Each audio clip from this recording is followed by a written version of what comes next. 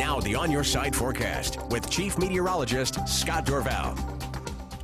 Well, a nice break today. We had it yesterday and today. Partly cloudy skies. There have been showers popping up. Most of them have been staying in the mountains. A view from our time-lapse camera here in Canyon County looking towards the west. We had that hazy sky for a while, but the sun was shining through those high, thin clouds. But now some clouds have been building to the west and to the south as well. But there's still some blue around. We'll just continue to call it partly cloudy for the rest of the evening. If you have evening plans, pretty good shape. But as you look off to the north and the east of Boise, take a look at this view from the village at Meridian and notice that storm system. The temperatures, if they warmed up another 10 degrees, we'd have thunderstorms popping all over the place. What we call the convective temperature. Really needed to get a little bit higher. But in the mountains, it's a little different story because the heat source heats the ground. Sun heats the ground, and the mountains are taller, and so you tend to get that warm air rising into that cold air a little bit more quickly, and so thunderstorms are forming. You can see this storm system forming north of Boise right now in the Boise Mountains, so keep in mind these will be out there, so you've got storms in the distance, but blue skies overhead for the Treasure Valley, not bad at all. Temperature-wise, we've warmed up nicely. Now 71 degrees in Boise, a pretty warm air mass. The humidity is at 31%. Remember we were seeing humidities at 11%, 12%, 13%, so this is 2 to 3 times the humidity in the air. The amount of moisture that's in the air right now, what we call the precipitable water, is going to be increasing. And what that means is when rain starts, it's going to be very efficient to make it to the ground and really cause the rain numbers to pile up. And that'll be happening during the day tomorrow, so you can get a good soaking of rain when you have that high precipitable water.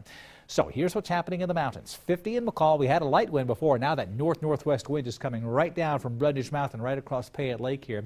It is definitely on the chilly side. And if you think it's chilly now, it'll be a cold rain falling in the McCall area and throughout Long Valley during the day tomorrow as the day progresses. So the green to see in the map, that's the scattered showers all around valley locations mostly. That one shower we were looking at for Boise from the camera, here it is right here developing very rapidly, and this will track off to the north and northwest. And we keep getting numerous showers and storms in Long Valley.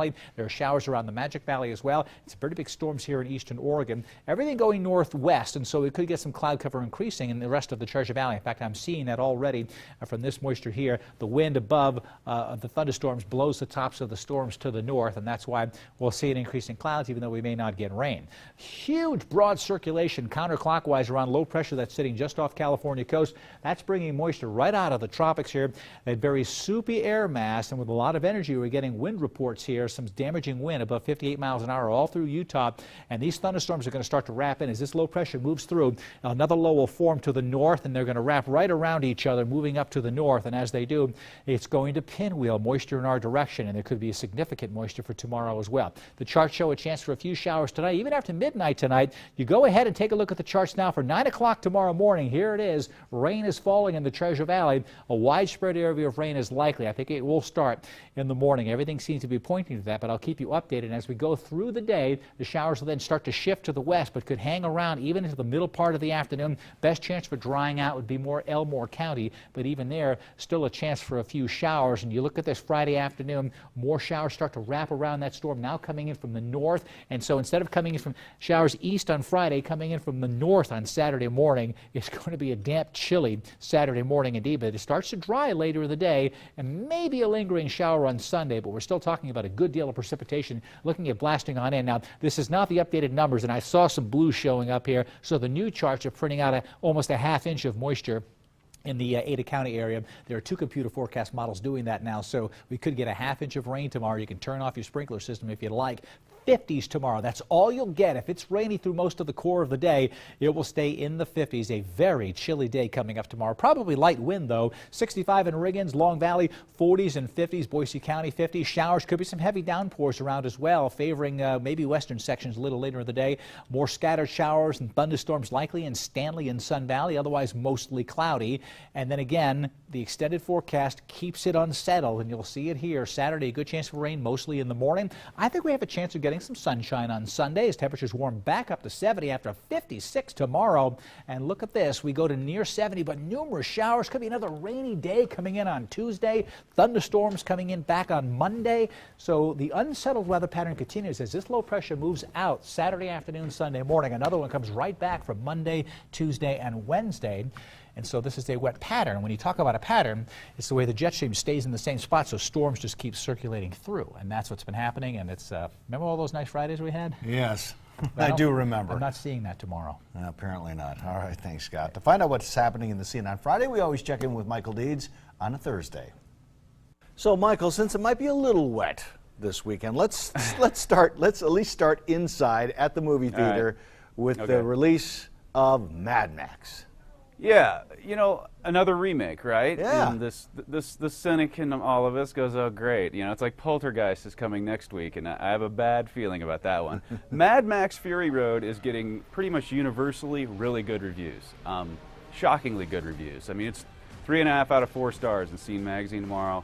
All I can say is I really want to go. I wanted to go before I saw the good reviews, and now I really want to go. I mean, did you, is this, I think maybe The Road Warrior was the first R-rated movie I ever sneaked into. Wow. I think the statute of limitations I think is over. Mine might have been a few years before that. But so this is just the same template as the original? Is that what we're looking at? Well, lots of just freaks, you know, and action, and it's like one long car chase, you know. I guess it's just great. I mean, I really want to go now. I mean, the critics all love it, and this isn't the kind of film that most critics like, let's be honest. Any cameos from Mel Gibson in this? No, maybe that's why the critics like it. Oh. Yeah. Okay. All right, so you can check that out. But there's a lot of things happening despite the forecast for at least Saturday. There's a lot of events happening around town. There are. We'll run through it real quickly. You've got the final Eagle Island experience out at Eagle Island State Park, and they've been doing that since 2001. Frankly, they got kind of tired of the rain. They always do it in mid-May, and so I think, well, this weekend might sadly be sort of the same situation. I hope not. You've got, you know, Firewood Raceway has their Nitro opener, so you can go get your eardrums blasted out by that thing. You've got the Russian Food Festival going on this weekend at the Russian Orthodox Church. Get your kebab in, right? Niet. And Boise Bike Week, there's a parade. You can go join in on your bike down by the Capitol, 4 o'clock on Saturday. And afterward, there's a party at Boise Brewing. So just lots going on downtown, and hopefully we get some sunshine in there. Well, Scott says stay tuned. Yes, he says Sunday looks good. So maybe maybe we'll get a break on Saturday. I know. Maybe we'll go to the Saturday matinee of Mad Max, and then do and then hope for the best. All right. Yeah. That kind of weekend, I guess, right? Well, you know, if you go to Boise Brewing, have a beer. What the heck? If it rains on you, it's okay. You're not going to talk about the expansion at Payette Brewing in well, more detail? I certainly can. I mean, I wrote about that this week. It's pretty. I think it's pretty exciting. It's down there by the river, you know, close to downtown.